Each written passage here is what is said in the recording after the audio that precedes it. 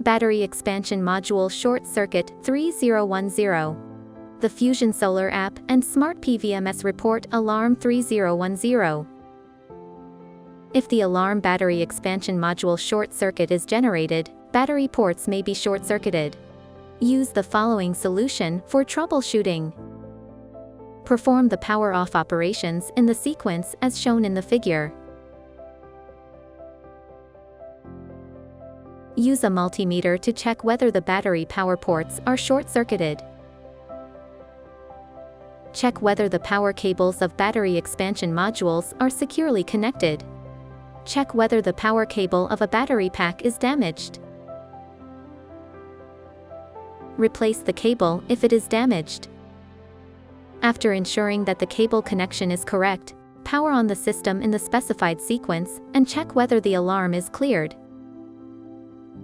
If the alarm persists, contact Huawei technical support.